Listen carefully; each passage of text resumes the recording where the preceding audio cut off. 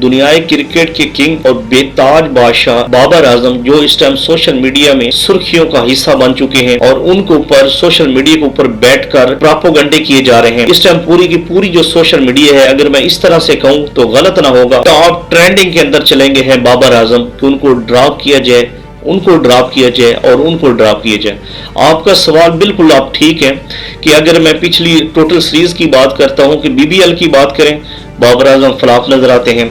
उसके बाद श्रीलंका की सीरीज खेलने के जाते हैं, बाबर आजम फ्लॉप नजर आते हैं। फिर ऑस्ट्रेलिया की सीरीज खेलने के लिए जाते हैं, फ्लॉप नजर आते हैं। और आखिरी टी20 जो ऑस्ट्रेलिया के खिलाफ खेला गया बाबर आजम में 50 जड़ दी। अब दोबारा से जब टी20 वर्ल्ड कप का स्टार्ट हुआ, बाबर आजम फिर से फ्लॉप हो गया। मेरा हरगिज मतलब यह नहीं कि फ्लॉप, लेकिन यह है कि उनकी रन्स बनाने की जो रफ्तार है वो बिल्कुल स्लो है। जी आप बिल्कुल ठीक कह रहे हैं मेरे भाई, आप जितनी तनकीद कर रहे हैं ये वही बाबर आजम हैं जिन्होंने सिंगल साइडेड मैच आपको भारत के खिलाफ जितवाया था। जी हाँ, ये वही बाबर आजम है जो टी20 रैंकिंग के अंदर नंबर 1 खिलाड़ी भी रहे हैं। ये वही बाबर आजम है जो ओडीआई रैंकिंग के अंदर नंबर 1 खिलाड़ी रहे हैं आईसीसी की तरफ से।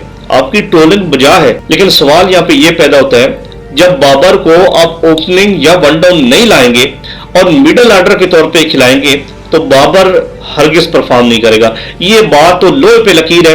अगर आप तीसरे नंबर पे या चौथे नंबर पे बाबर को लेकर आ रहे हैं और तवक्का ये कर रहे हैं कि वो परफॉर्म करेगा, तो हरगिज वो परफॉर्म नहीं करेगा।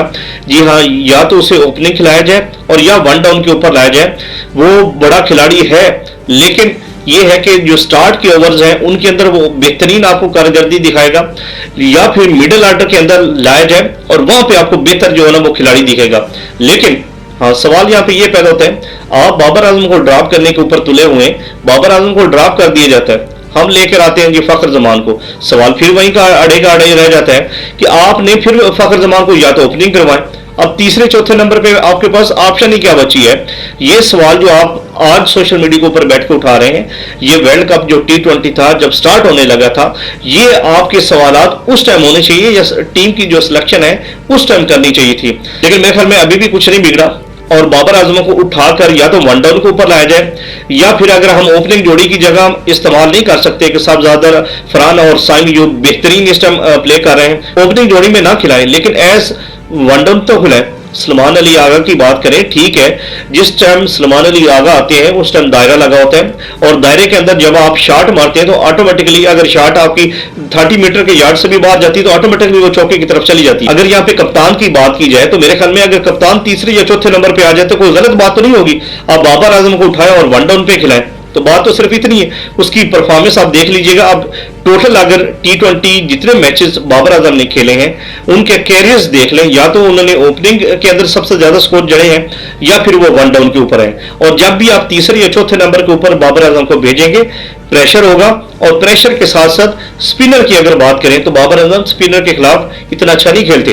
वो फास्ट बॉलर को ऊपर अटैकिंग करते हैं और फास्ट बॉलर के खिलाफ वो अच्छा रन करने में कामयाब हो जाते हैं। तो हमें समझना पड़ेगा, सलमान अली आगा जो कप्तान है उनको समझना पड़ेगा, उनको थोड़ा सा नीचे आना पड़ेगा और वन डाउन के ऊपर बाबर आजम को लाना पड़ेगा। मैं पहले ही ब्रीफ कर चुका हूं, अगर बाबर आजम को आप ड्रॉप करने पे लगे हुए, आपके पास ऑप्शन ही क्या है। सेम है जो फखर जमान है वो भी तीसरे चौथे नंबर पे नहीं चलेंगे, उनको भी या फिर आप वन डाउन पे लाएं, और वन डाउन पे अगर आप लाते हैं तो फिर सलमान अली आगा चौथे नंबर पे जाते हैं। तो अगर सलमान अली आगा चौथे नंबर पे आते हैं तो फिर क्यों ना बाबर आजम को वन डाउन के ऊपर आजमाने का फैसला किया जाए। मेरे ख्याल में जो अगला मैच है उस मैच के अंदर कोशिश ये करनी चाहिए कि सलमान अली आगा को तीसरे या चौथे नंबर पे आना चाहिए और बाबर आजम को निकाल के वन डाउन के ऊपर आजमाना चाहिए। अगला मैच हमारा जो है वो यूएसए के खिलाफ है, और यूएसए की जो बॉलिंग है वो ऑलरेडी जो उन्होंने भारत के खिलाफ मैच खेला है, बेहतरीन बॉलिंग का मुजाहरा किया और भारत की पूरी जो बैटिंग लाइन थी उनको तबाह करके रख दिया था। जब यूएसए की बैटिंग की बारी आती है तो बैटिंग उनकी लड़खड़ा गई, और अगर उनके एक दो बैट्समैन चल जाते तो शायद कल जो भारत के खिलाफ पहला मैच यूएसए ने खेला तो शायद वो जीत जाते। तो हमें ये सोचना पड़ेगा। दूसरी बात कि हमें यूएसए के खिलाफ रन अगर हम टॉस जीतकर पहले बैटिंग के लिए जाते हैं तो 200 प्लस करने हैं। अगर आपका स्कोर 160, 170 और 180 के दरमियान में रहा तो आप ये माइंड से निकाल दें कि यूएसए की टीम छोटी है और हम जीत जाएंगे। तो ये बहुत बड़ा अपसेट हो सकता है आपको यूएसए के खिलाफ। आपको सोच समझ के मैदान के अंदर जाना पड़ेगा, और अगर यूएसए पहले बैटिंग के लिए जाती है तो आपको कोशिश करनी है 100 और 130 और 150 से पहले आप उन्हें आउट करें, क्योंकि श्रीलंका की जो पिचें हैं वो स्लो है, और स्लो के ऊपर उनके जो बॉलर्स हैं वो आपको टफ टाइम दे सकते हैं। तो मेरे ख्याल में जो बाबर आजम के ऊपर जितनी तनकीद हो रही है, हमें तनकीद बराए तनकीद नहीं होनी चाहिए, तनकीद बराए इस्लाह होनी चाहिए। और इस्लाह के लिए मेरे ख्याल में अभी जो 2-3 मैचेस हैं उनके अंदर बाबर आजम को वहां से निकाल के वन डाउन के ऊपर लाएं, और मेरे ख्याल में तनकीद जरूर हो रही है, उनको निकाला जाए, लेकिन हमारे पास ऑप्शन कुछ नहीं बचता। और कमेंट सेक्शन के अंदर अपनी राय का इजहार जरूर कीजिएगा कि बाबर आजम को निकालना चाहिए या तीसरे नंबर से निकाल के उन्हें वन डाउन के ऊपर खिलाना चाहिए।